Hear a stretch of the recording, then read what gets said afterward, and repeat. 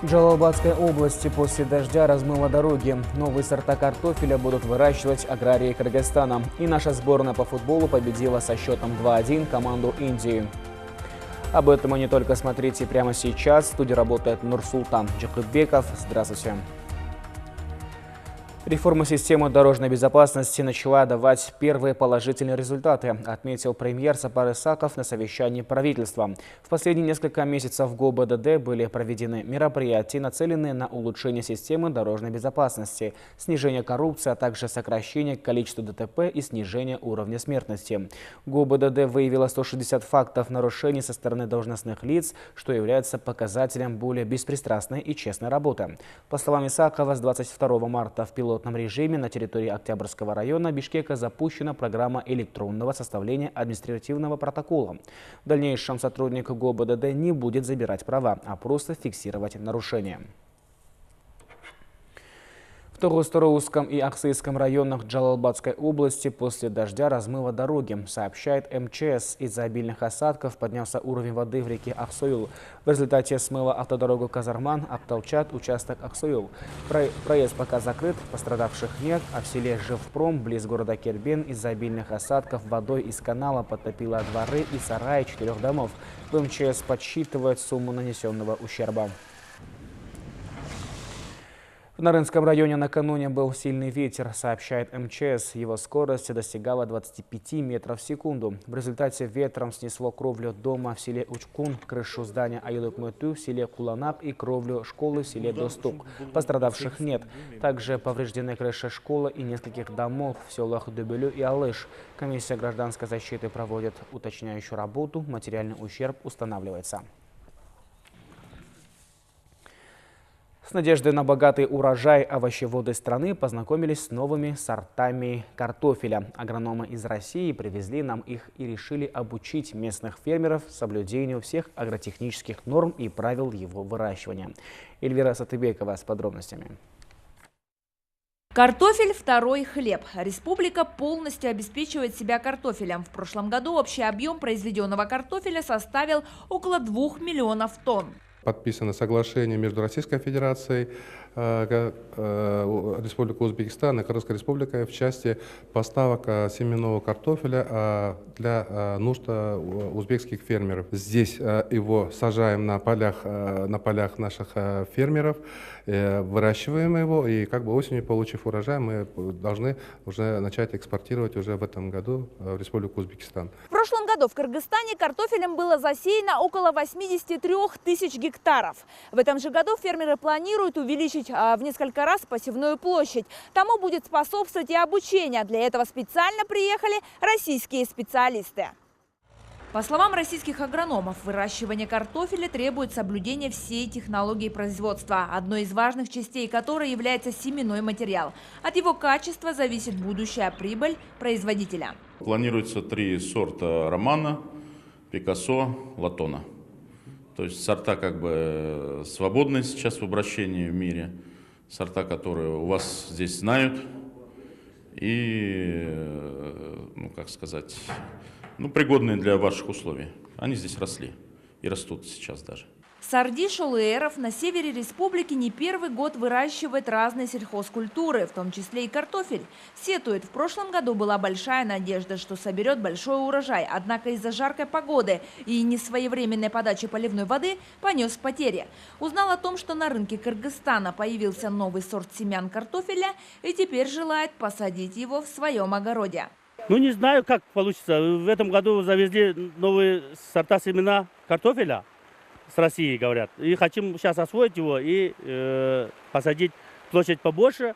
И как получится, в дальнейшем посмотрим. Будем урожай собирать, будем в ЕАЭС отправлять, посмотрим, как там.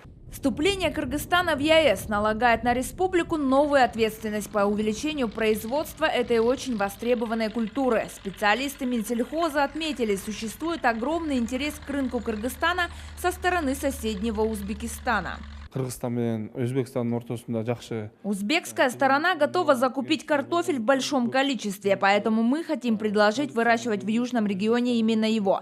В ближайшие дни распространим в регионах видеоролики, в котором покажем, какие сорта нужно сажать и как.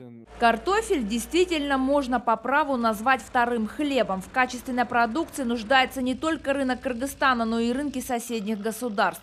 Продовольственная безопасность – одна из важнейших составляющих экономического благополучия любого государства. Поэтому стоит сосредоточить усилия и направить их на достижение большого, а главное качественного результата по выращиванию картофеля в стране. Эльвира Сатыбекова, Чингиз Джумагулов, Общественный, Первый канал. В селе Кабыланкуль Алайского района улучшают условия для дошкольного воспитания детей. Возможным это стало благодаря поддержке государства. В прошлом году Аильному округу был выделен стимулирующий грант более чем на 1 600 000 сомов для реконструкции единственного в Аймаке детского сада.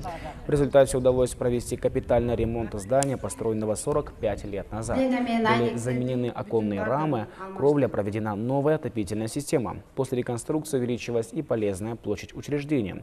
Была открыта дополнительная группа. На сегодня здесь воспитывается 100 детей.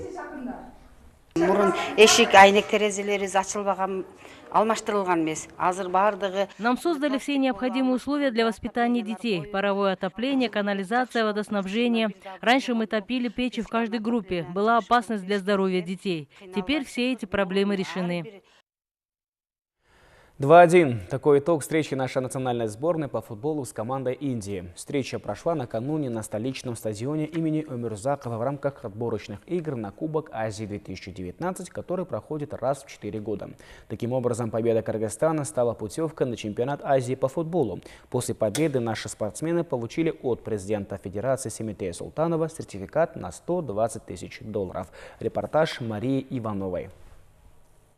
Как и в матче с Мьянмой, сборной Кыргызстана удалось забить быстрый гол. Уже на второй минуте Антон Землянухин открыл счет. Голевую комбинацию создали Азамат Байматов и Кайрат Джиргалбек Улу. Сборная Индии не сдавалась и несколько раз могла сравнять счет, как и сборная Кыргызстана, его удвоить. Гости даже сумели забить гол, но главный арбитр Алжнеби Амарали Абдулла из Арабских Эмиратов его не засчитал, зафиксировав офсайд. На перерыв команды ушли со счетом 1-0.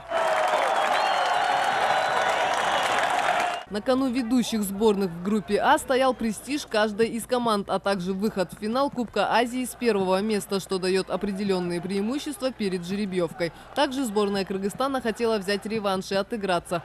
В первом матче этих команд в индийском Бангалоре индусы праздновали победу 1-0. И, естественно, в домашней игре отечественные спортсмены хотели доказать и себе, и болельщикам, что они сильнее. Кстати, болельщиками был заполнен весь стадион. Ребята молодцы, да, заряженные, все поддерживаем, полдон келишинче, как говорится. Давай, Кыргызстан! Алга Кыргызстан, мы прям болеем за Кыргызстан.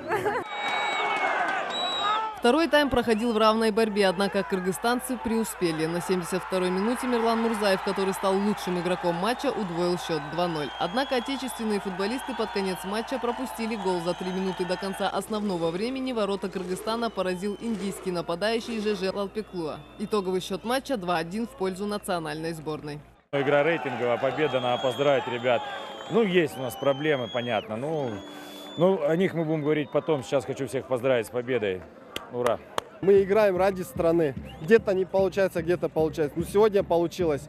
Спасибо всем болельщикам, что сегодня собрались и полный стадион был. Спасибо всем. Эмоции вы сами видели, мы в Азии. Финальный раунд Кубка Азии 2019 года пройдет в Арабских Эмиратах с 5 января по 1 февраля. Жеребьевка финального этапа запланирована на 4 мая. Радостный возглас из трибун. Национальная сборная поднялась на первую строчку в турнирной таблице. Мария Иванова, Оскар Улан-Улу, Общественный, Первый канал. И к этому часу у нас пока все. Наши корреспонденты продолжают следить за событиями, происходящими в Кыргызстане и за рубежом. Эти и другие новости вы можете посмотреть на нашем сайте ktrk.kg и в других социальных сетях, таких как Facebook, Twitter и YouTube. Оставайтесь на Общественном Первом. Берегите себя и своих близких.